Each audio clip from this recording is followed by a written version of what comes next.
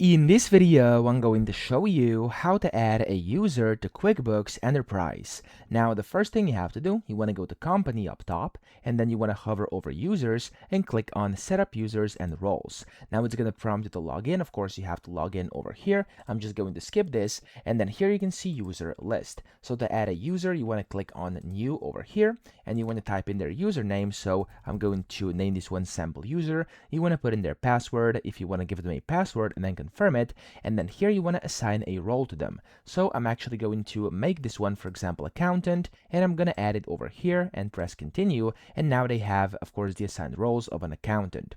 Now down here you also have to provide that user's email to be able to do this. As you can see, if I click on OK, it's not going to allow me, and it's going to say no password has been entered. So of course it's going to be strongly recommended. You don't have to add it, but you can do it if you want to. And of course down here you also have to put in the email, because otherwise, of course, this will not work. So I'm going to click on here. I'm going to use one of my emails over here. There we go. And then I'm going to click on OK.